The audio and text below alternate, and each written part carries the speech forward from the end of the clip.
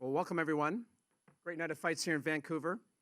The gate tonight at the Rogers Arena, 995,624 Canadian. Attendance, 10,533. Performance bonuses, fight of the night, no surprise here, Jim Miller versus Joe Lozon. And two performance bonuses to Paige Van Zandt and Damian Maia. So who's got the first question?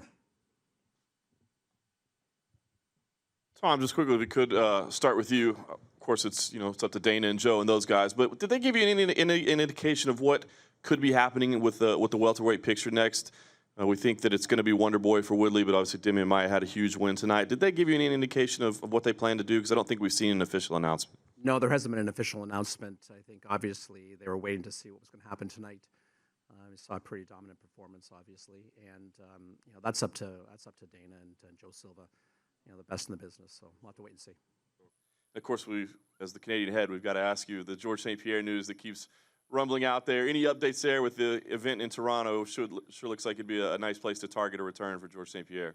Yeah, it would. I mean, it's really up to George and ourselves to find the right conditions to have him come back. I mean, I'd like to see nothing better than George back, but it's always, what's the best for George St. Pierre? He had to sign up and apply for the 4-month program with USADA. He did that effective August the 10th. So that does it open up for Toronto, and it opens it up for dates after Toronto. So anyway, we'll have to wait and see what happens. Fantastic. Thank you, Tom. Anytime. If I could with Anthony, huge win for you tonight. Great performance. You said at the beginning of the week you weren't sure exactly how your body would feel, how you would react to being at 145. You did it. You made the cut. Tell us in retrospect, how did it feel? Yeah, I felt good out there. I felt very powerful. I thought I had him done in the first round. I kind of went too hard, and I had to catch my breath again. But he was a tough dude. I mean, we figured it was going to be a tough fight, but I really thought I had him in the first round. That's why I went so long.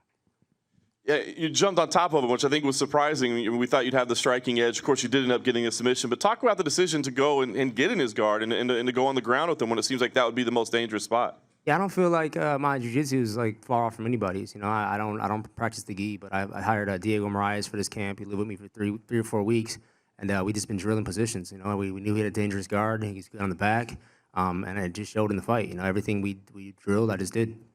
It's a very interesting time in the featherweight division, and I know you're saying you want that title shot. Do you have a roadmap laid out? Do you know what you think should come next, or a name that makes sense for you? Not really, man. I didn't even know if I could make the weight, to be honest. I was like 146, never seen it before. We made the weight. Now I'll map it out, figure out where I want to go. It just feels good to get back in the win column. Thanks, Anthony. Just quickly, if I could, for Paige, just wanted to ask about your kind of reliance on those flying techniques tonight, the leaping techniques, and it ended up working out for you, but it seemed, you started with it and you kept going with it. Why was that? Was that part of the game plan, just something you saw? For this one, I definitely knew that she was going to have a high-level boxing, and I wanted to stay out of her range. And the first round, I was trying to be a little smarter in this fight instead of rush her and go straight to closing the distance where she's really confident. I wanted to keep my range, show all of my strikes, and see how she reacted. And I got the reaction I wanted in the first round, so I was able to finish in the second.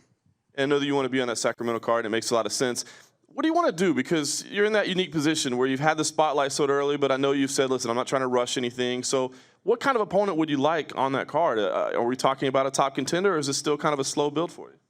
I'm sure there's going to be plenty of people that want to take the fight, so it's up to the UFC, and I'm not really worried about it.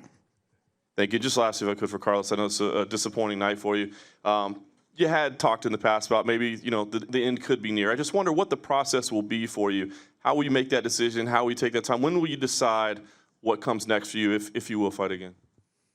I'll probably talk to the people around me, talk to my wife, and, kind of make the decision after we've, had some discussion and, done a little bit of assessing of where I'm going, what's on the horizon. For Anthony, if I could, here in the second row.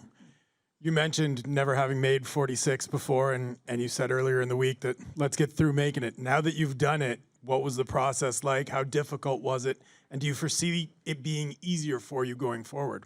It wasn't that hard, actually. The last 2 pounds was the difficult part. I woke up Friday morning, getting the last 2 pounds off was was spiritual, man. I had some guys in my corner that just pushed me to get it done.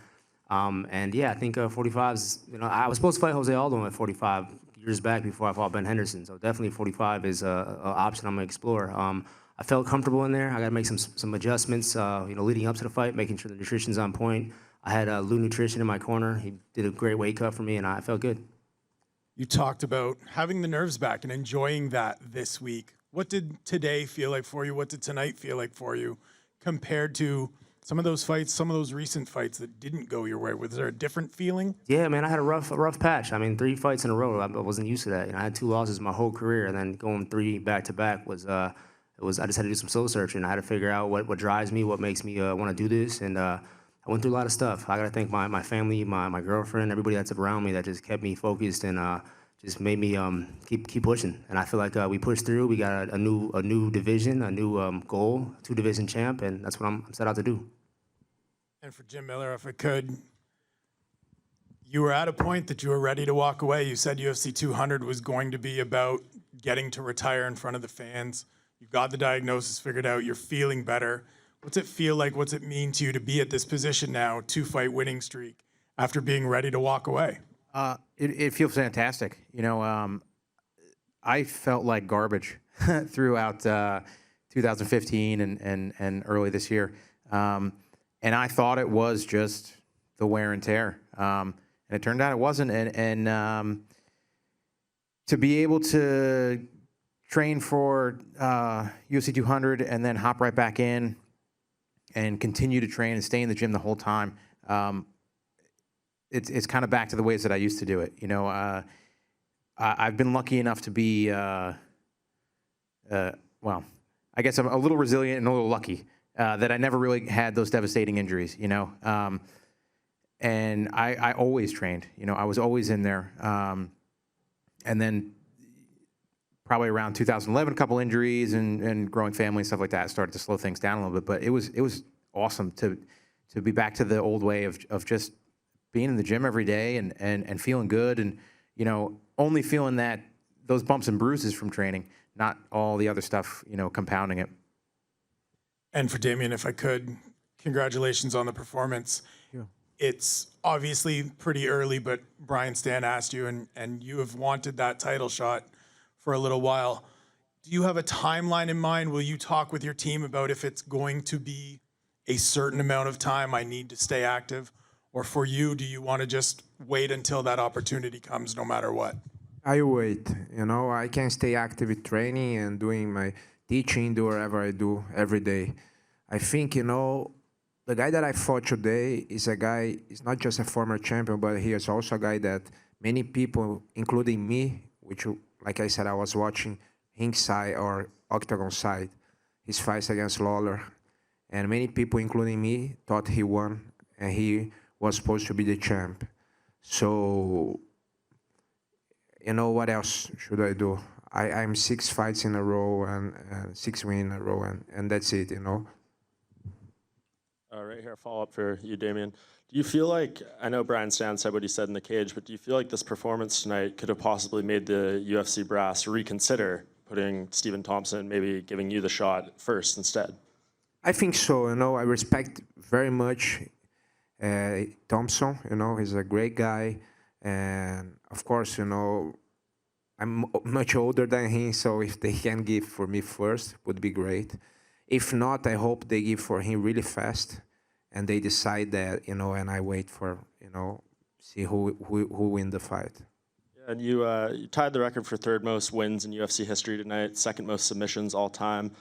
Does that stuff mean anything to you, or is this career not going to be complete unless you get that title fight and win the belt?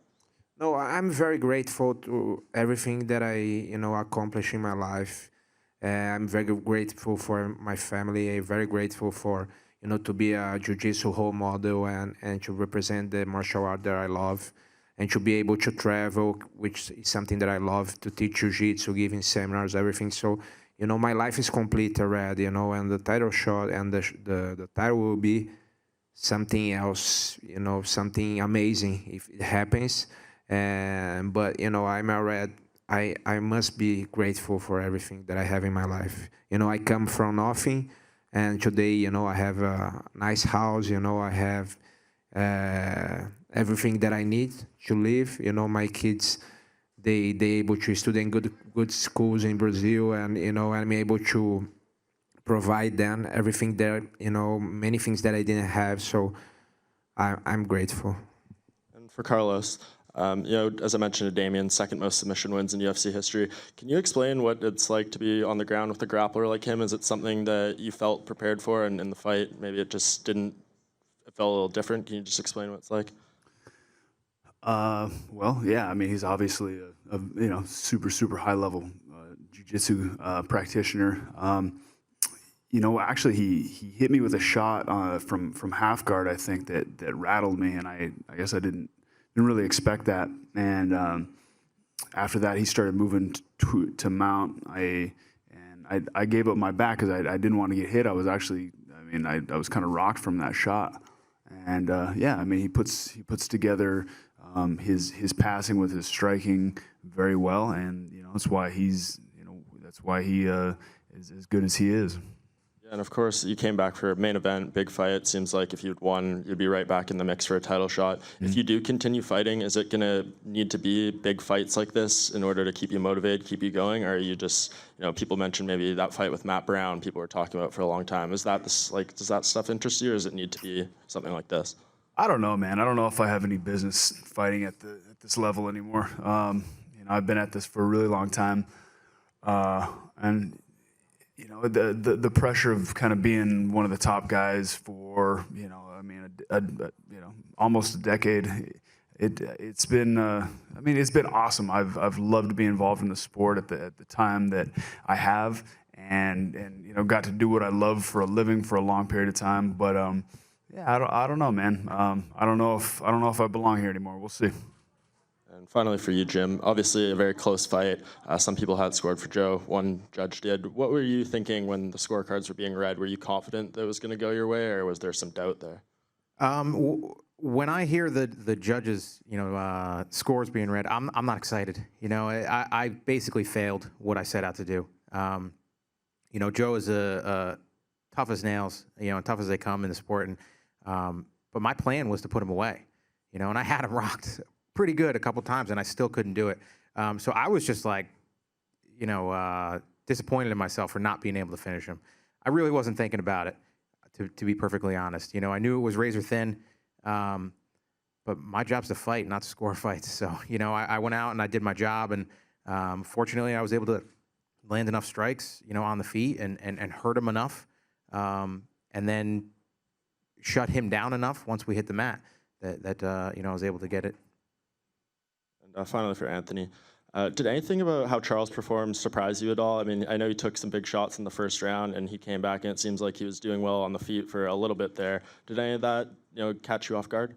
Yeah, I knew he was tough, but he definitely, I mean, I punched him, I saw his eyes roll back, and I was like, finish. It didn't happen, and you know, he's a gamer. He's number 6 in the world for a reason, so I really wasn't surprised. I just knew, I knew I had to take my time, try to catch my breath back, and go back at it. Yeah, and I saw a lot of people talking social media afterwards about maybe a fight between you and Max Holloway or someone like that, who I know he's kind of waiting around for a title shot in his own. Is that the fight that someone like that you're looking for, that you think could put you right there, or do you think you need a couple more to? You know? I'm looking for title shots. I mean, so I'm trying to get down to that title shot. Whatever puts me in that position, if it's him or if it's somebody else, we'll figure it out. I'm gonna sit down with my team, look at our performance, and go from there. Lastly for Paige, I know you mentioned in the post-fight interview you kind of made a joke with the Dancing with the Stars, how you learned some stuff there. Did you learn anything from that that's actually applicable to your MMA career now? Do you feel like that matured you as a person, as a fighter? No, I mean, of course, it was really fun to go on Dancing with the Stars. It was a great experience, but a lot of what happened tonight was just I have a great team. Team Alpha Male has been there for me, and our head coach Justin Buckles just told me what I needed to do to win the fight, and listened to him, and I got it.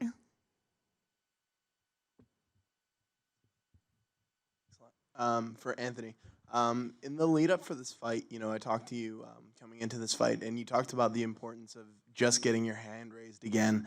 You know, what was that feeling finally like for you when you reached that moment, you know, after what you've gone through in the last 3 fights, and just being able to do it in such impressive fashion?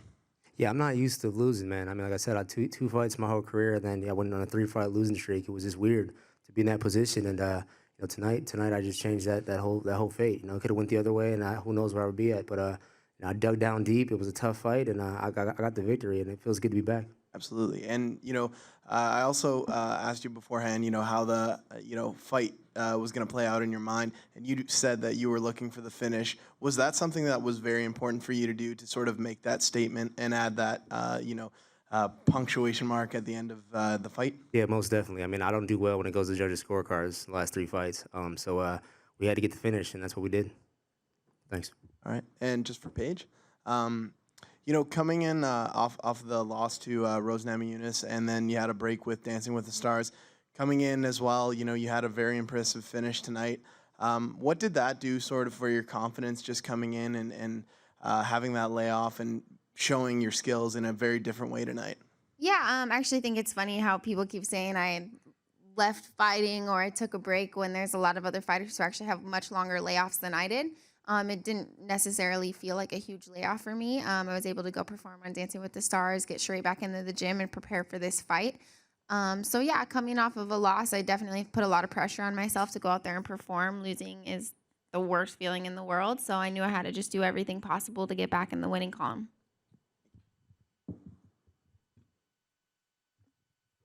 Tom, for you, this is a 4th trip back to Vancouver. Didn't feel like there was a lot of buzz early in the week, but a very boisterous crowd tonight that was here and supportive. What are your takeaways and the organization's takeaways from this week in Vancouver? And is this still a market that will see the UFC return regularly? Oh, absolutely. We've been thrilled here. I mean, $1 Million Gate, 10 fights, and they were terrific fights. We had a fan village before this event, and it was packed. We did all sorts of things this week, and frankly, I think you saw the crowd. The crowd was energized. It was engaged.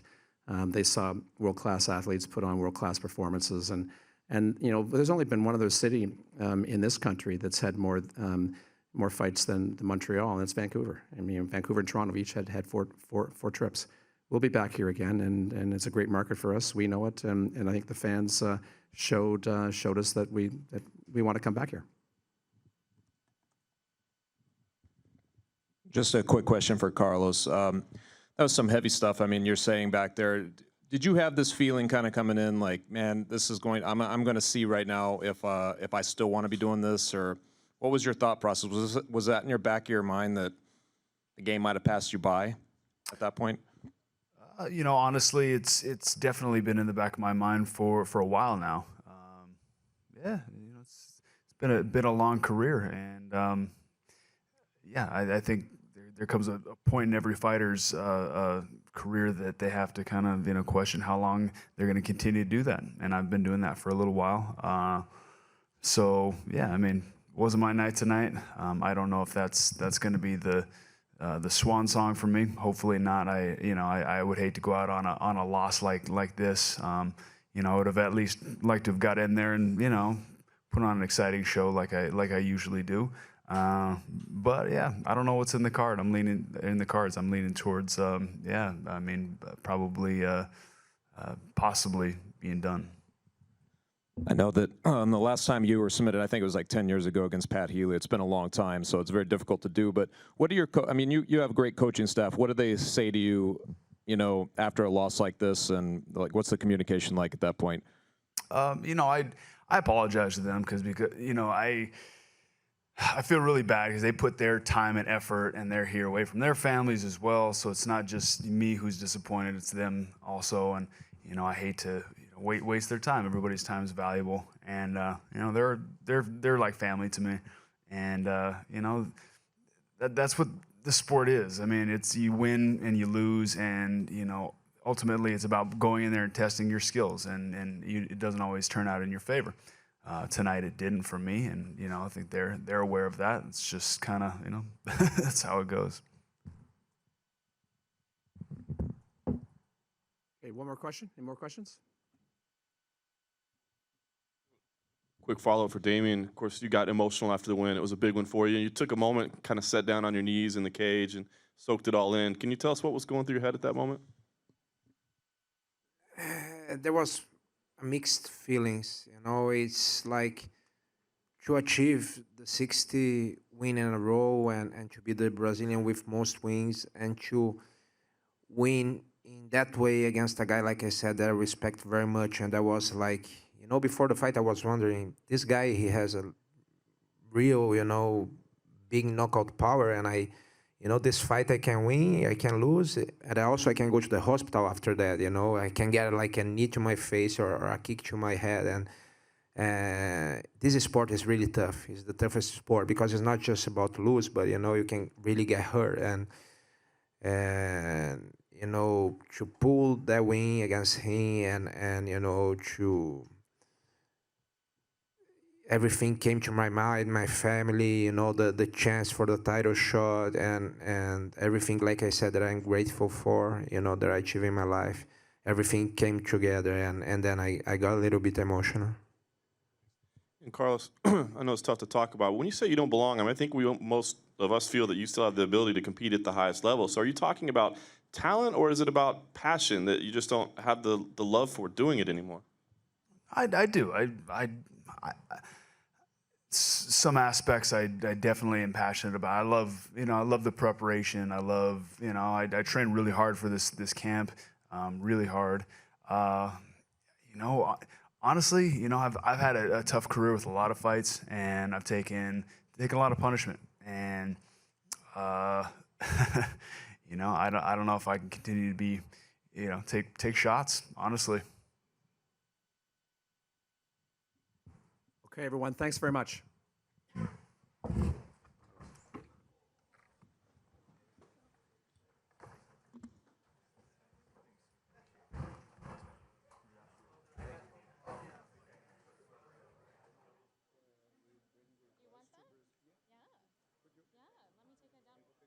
The microphone. Oh,